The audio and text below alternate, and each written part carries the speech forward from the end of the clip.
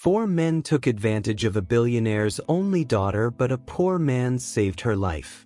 Lauren Mitchell is the 25-year-old only daughter of a Miami billionaire, living a life of luxury but craving freedom.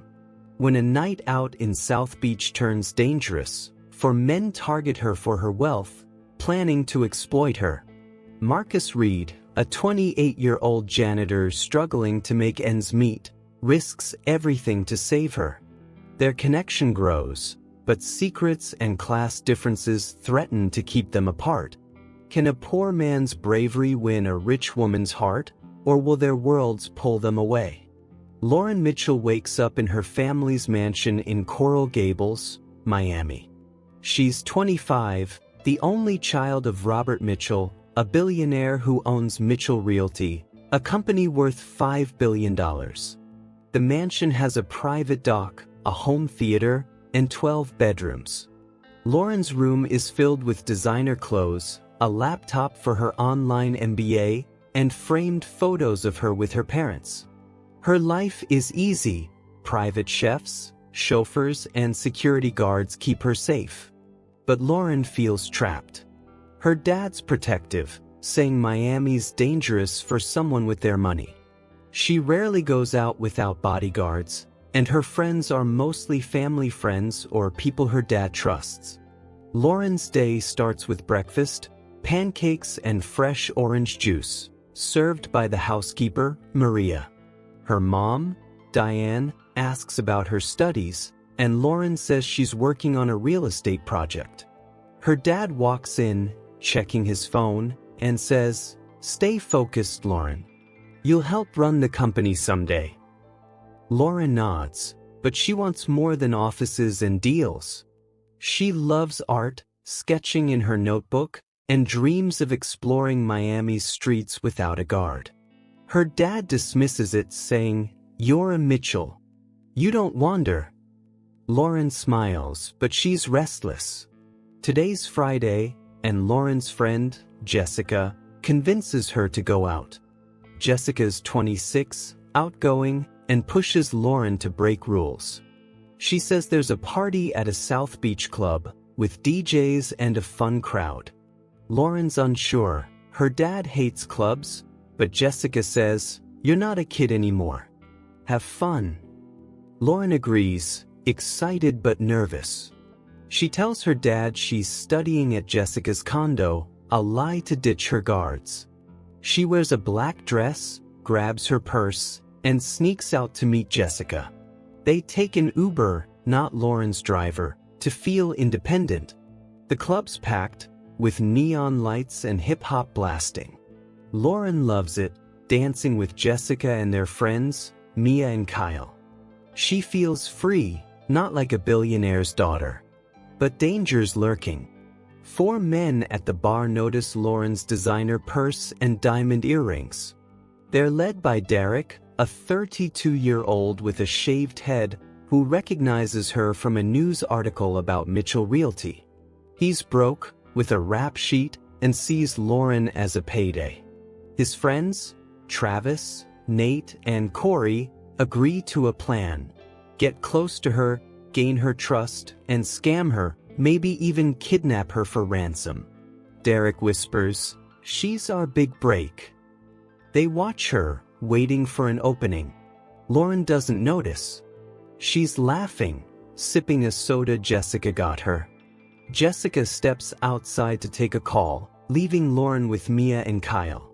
Derek approaches, smiling, saying, "You look like you're having fun." "I'm Derek." Lauren's polite, saying, "Thanks," but keeps dancing. Derek's persistent, offering to buy her a drink. Lauren says no, feeling uneasy. Mia and Kyle are distracted, and Jessica's still outside. Derek signals his friends, who move closer, surrounding Lauren. She senses it, her stomach tightening, but tries to stay calm, looking for the exit. The action starts when Lauren heads for the door. Travis blocks her, saying, "Leaving so soon? Let's dance." Lauren says, "I'm meeting my friend," and pushes past, but Nate grabs her arm, acting like it's playful. Lauren pulls free, hurrying outside, but Corey's there, pretending to bump into her. She's scared, realizing they're together. Outside, Jessica's still on the phone, not seeing her. Derek follows, saying, "Don't go, sweetheart. We're just talking." Lauren's alone on the dark sidewalk, the men closing in. She doesn't know Marcus Reed, a janitor walking nearby, is about to change her life. Marcus Reed is walking home from his janitor job at a Miami hotel. He's 28, single, and lives in a studio apartment in Overtown, a rough neighborhood. His place has a bed, a hot plate, and a chair he found on the street. Marcus works long hours, cleaning rooms and scrubbing floors, barely covering rent. His mom raised him alone, but she died of cancer when he was 18, leaving him to fend for himself. He's strong, from years of manual work, and kind, helping neighbors when he can. Tonight he's exhausted, carrying a backpack with his work clothes, planning to eat rice and beans, then sleep. Marcus is near South Beach, taking a shortcut through a side street. He hears a woman's voice, sharp and afraid. It's Lauren, outside the club, surrounded by Derek and his friends. Marcus sees her backing away as Derek says, "Come on, let's party." Lauren says, "Get away from me," her voice trembling. Marcus doesn't know she's rich, he just sees someone in danger. He drops his backpack and walks over, saying, "She told you to leave." Derek laughs, seeing Marcus's faded jacket. "Stay out of this, janitor," he says, noticing Marcus's work boots. The action begins. Travis shoves Marcus, and Marcus pushes back, knocking Travis into Nate.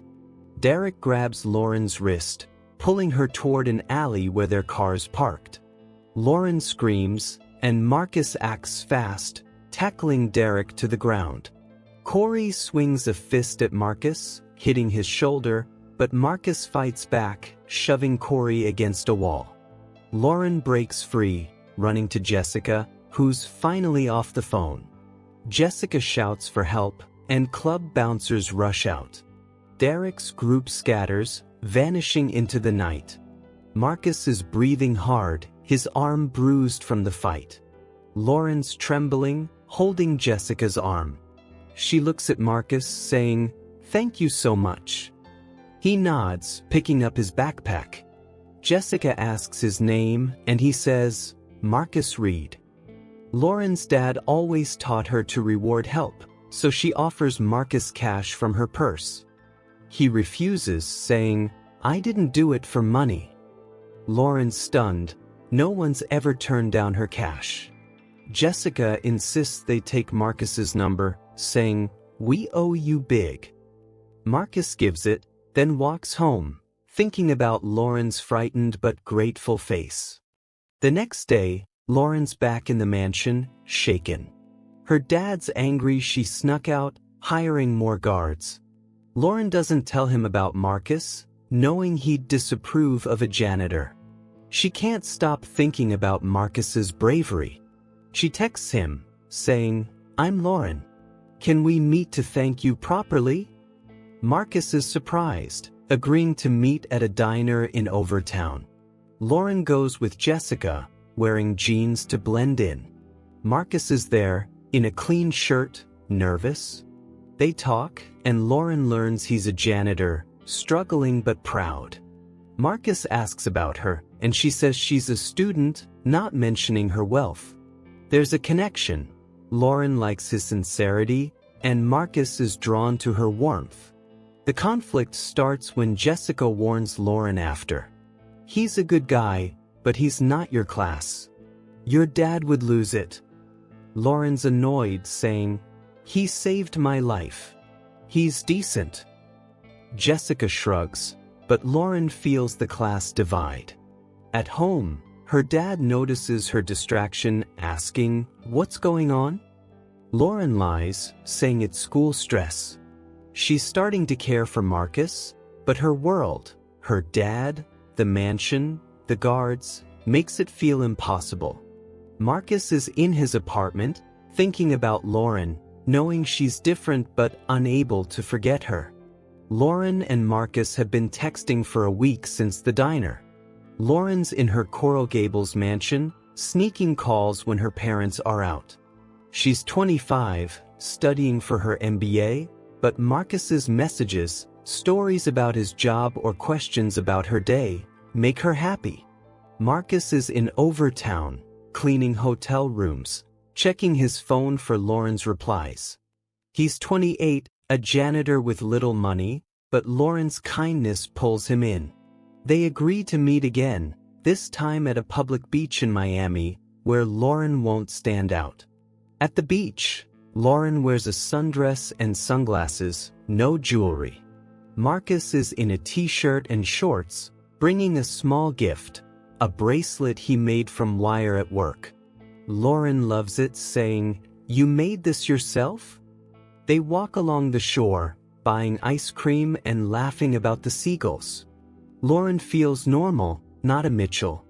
Marcus tells her about his life, losing his mom, working to survive. Lauren shares her love for sketching, avoiding her family's wealth. They hold hands, and Lauren's heart beats fast. Marcus feels it too, but he's careful. She's special, maybe too special for him. Derek, the man from the club, spots them. He's been following Lauren, knowing she's a billionaire's daughter. He's at the beach with Travis, planning to track her. Derek bumps into Lauren, saying, "Didn't expect you here." Lauren recognizes him, her stomach dropping. Marcus steps in, saying, "Leave her alone." Derek smirks, saying, "Still playing hero, huh?" Travis grabs Marcus's arm, but Marcus pulls free, pushing Derek into the sand. Beachgoers stare, and Lauren grabs Marcus, saying, "Let's get out of here." They run to the parking lot, losing Derek in the crowd. In Marcus's old truck, Lauren's shaken, saying, "He was at the club." Marcus is angry, saying, "I won't let them touch you." The conflict grows when Lauren's dad notices her sneaking out. He questions her, saying, "Where are you going all the time?" Lauren says it's study groups, but he's suspicious, checking her phone. He sees Marcus's texts and demands answers. Lauren admits she's seeing someone, not saying who. Her dad's furious, saying, "No daughter of mine dates without my say." He threatens to cut her credit cards, and Lauren's scared but defiant. She cares deeply for Marcus, but her dad's control is suffocating. Marcus is worried too. Derek's a threat, and Lauren's life feels bigger than he thought. He doesn't know she's a billionaire's daughter, but he senses she's hiding something. They meet again, this time at a park. Lauren's honest, saying, "My dad's strict. He wouldn't like us." Marcus says, "I'm just a janitor." "Is that why?" Lauren shakes her head, saying, "It's not you, it's him." They kiss, their first, and it's intense. But Jessica, who's with them, pulls Lauren aside, saying, "You're asking for trouble. Marcus is poor, and your dad's Robert Mitchell." Lauren's mad, saying, "I choose who I care about." Jessica warns her about Derek too, saying he's bad news. Lauren's torn, her heart's with Marcus, but her world's closing in. Lauren and Marcus's romance is deepening, but danger's growing. It's been 3 weeks since the beach, and they meet whenever Lauren can dodge her dad's guards. Lauren's in Coral Gables, pretending to study, but sneaking to Overtown to see Marcus. Marcus is working at the hotel, saving to fix his truck, but Lauren's visits are his highlight. They go to cheap diners or walk by the Miami River, talking about dreams. Lauren wants to open an art gallery. Marcus wants a better job. They're falling in love, but secrets weigh heavy. Lauren hasn't told Marcus she's a Mitchell, afraid he'll back away. Her dad's stricter now, hiring a private investigator to track her. The investigator reports she's seeing a janitor, and Robert Mitchell's livid. He confronts Lauren, saying, "A janitor? You're embarrassing us." Lauren argues, saying, "Marcus is a good man." Her dad forbids her from seeing him, threatening to stop her tuition. Lauren cries, but she's stubborn, texting Marcus in secret. Marcus senses she's upset but doesn't push, thinking it's family issues. He's falling hard, but her vague answers make him wonder. Derek's back, plotting with Travis, Nate, and Corey. They know Lauren's rich and plan to kidnap her for ransom. Derek's been watching her, seeing her with Marcus. He decides to strike when she's alone. One night, Lauren sneaks out to meet Marcus at his hotel's parking lot, where he's cleaning late. Her dad's guards are off, thinking she's home. Derek's group follows, waiting nearby. Marcus is sweeping, and Lauren sitting on a bench, laughing at his stories. The lot's quiet, just them, and Marcus says, "You make my days better, Lauren." She smiles, saying, "You too." They kiss, unaware of the men watching. The action hits when Derek's group attacks. Travis smashes a car window nearby, and Nate rushes in, grabbing Lauren. She screams, and Marcus fights back, hitting Nate with his broom. Derek pulls a knife, saying, "Hand her over, or you're done." Marcus throws a trash can at Derek, knocking him down. Corey tries to drag Lauren to their van, but Lauren kicks him, breaking free. Marcus tackles Travis, and Lauren calls 911 on her phone. Sirens sound. Hotel staff heard the noise, and Derek's group flees. Marcus is bleeding from a cut, and Lauren's shaking, holding him. Police arrive, taking statements, but the attackers escape. Lauren's dad finds out when police call. He storms to the hotel, seeing Lauren with Marcus. He's furious, yelling, "This is who you pick? A nobody." Lauren defends Marcus, saying, "He saved my life, again." Marcus is quiet, learning Lauren's a Mitchell. He's hurt she hid it, saying, "Why didn't you tell me?" Lauren says, "I was scared you'd leave." Her dad orders her home, and she goes, crying. Marcus is left in the lot, his world shaken. The conflict's intense. Lauren loves Marcus, but her dad's power and Marcus's hurt are tearing them apart. Derek's still out there, planning his next move. Lauren's back in the mansion, under her dad's control.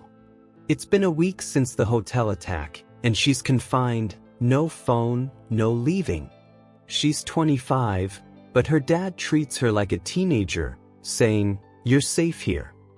Lauren's miserable, missing Marcus. She writes him notes, unable to send them, apologizing for hiding her identity. Her mom, Diane, sees her sadness, saying, "Your dad's scared, but he's wrong to lock you up." Lauren begs her to help, and Diane promises to talk to him, but it's slow. Marcus is in Overtown, cleaning hotel rooms. The attack damaged his work supplies, costing money he doesn't have. He's mad at Lauren for lying but misses her. Neighbors help him replace tools, and Marcus works extra shifts, thinking about her laugh. Jessica visits, saying, "Lauren's fighting for you. Her dad's tough, but she cares about you." Marcus is unsure, saying, "She's rich. I'm nothing." Jessica says, "You saved her. That's everything." Marcus finds the bracelet he gave Lauren, dropped during the fight, and keeps it, torn between love and pain. Derek's group is hiding, but they're not done. Derek's obsessed, planning to grab Lauren at her university, where she's less protected. He bribes a campus worker to learn her schedule, setting a trap for when she returns to classes. Lauren's dad, unaware, lets her go back to school, thinking the danger's over. Lauren's excited, hoping to reach Marcus. She attends a lecture, then heads to the library, not knowing Derek's watching. The action comes when Derek's group ambushes Lauren outside the library. It's dusk and the campus is quiet. Travis and Nate block her path, and Corey grabs her bag. Lauren screams, fighting back, elbowing Nate. Derek appears, saying, "You're ours now." A student nearby calls security, but Marcus is there. He'd come to campus, hoping to see Lauren, carrying her bracelet. He hears her scream and runs over, tackling Derek. Corey swings a bat, hitting Marcus's arm, but Marcus keeps fighting, pulling Lauren free. Security arrives and Derek's group runs, but police catch Nate. Lauren clings to Marcus, saying, "You found me." He says, "I had to." Lauren's dad arrives, alerted by security. He sees Marcus, injured but protecting Lauren, and softens, saying, "Thank you." But he's still firm, telling Lauren, "This doesn't mean he's right for you." Lauren's done hiding. She says, "I love him, Dad. He's saved me 3 times." Marcus is quiet, still hurt by her secret. At the hospital, where Marcus is treated for bruises, Lauren tells him everything, her dad's wealth, her sheltered life. Marcus says, "I wish you'd trusted me." Lauren cries, saying, "I do now." They hold hands, but the conflict remains. Her dad's disapproval and their class divide are heavy. Lauren and Marcus are working to rebuild after the campus attack. It's been 2 weeks and Lauren's back at the mansion, but her dad's easing up. Robert Mitchell is grateful to Marcus, offering him money, which Marcus refuses. Lauren's mom convinces her dad to meet Marcus, saying, "He's earned a chance." Marcus's job is stable, but he's paying off medical bills from the fight. He loves Lauren but fears her world. Billionaires, guards, expectations. Lauren loves him, but knows her dad's full approval isn't certain. They meet at a neutral place, a cafe in Miami. Lauren's dad is there, serious but open. Marcus is nervous in his best shirt. Lauren holds his hand, saying, "He's a good man, Dad." Marcus tells Robert about his life, his job, his dream to own a small business. The billionaire respects his honesty, saying, "You've saved my daughter. But can you handle our life?" Marcus says, "I'll try for her." Lauren's dad doesn't fully agree but says, "Prove yourself." It's progress and Lauren's hopeful. Derek's caught, arrested with Travis and Corey after Nate's confession. Police say they targeted Lauren for ransom, and her dad upgrades security but gives Lauren more freedom. She visits Marcus at his hotel, helping him clean, learning about his work. Marcus teaches her to fix a vacuum, and they laugh, rebuilding trust. One night they go to an art fair, looking at paintings. Marcus says, "I love you, Lauren, rich or not." She says, "I love you too, no matter what." They kiss, their bond stronger. The conflict lingers. Some of Lauren's friends, like Kyle, disapprove, saying Marcus is beneath her. At a family party, Kyle insults Marcus, saying, "He's just after your cash." Lauren defends him, saying, "He's never asked for a dime." Her dad stays quiet, observing. Marcus proves himself, fixing her dad's boat when it breaks down, refusing payment.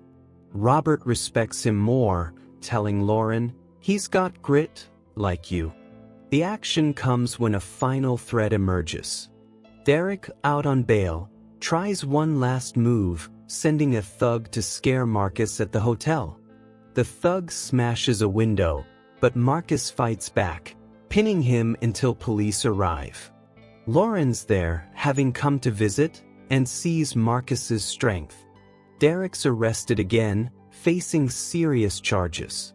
Lauren's dad, hearing of Marcus's courage, finally approves, saying, You're part of us now. Lauren and Marcus embrace, relieved. Months later, they're building a life. Lauren finishes her MBA, working at Mitchell Realty but planning an art gallery. Marcus gets a promotion, training to manage the hotel's maintenance team with her dad as a mentor. They date openly, ignoring gossip. Lauren moves to a condo, wanting less of her dad's world. Marcus is there, cooking dinner, making her laugh. Their love's real, built on bravery. If you found love against challenges, think about what kept you going. Lauren and Marcus's story shows bravery can bridge any divide. A billionaire's daughter and a janitor faced danger and doubt but chose love. Many people face judgment for who they love or where they come from. Have you ever fought for someone despite the odds?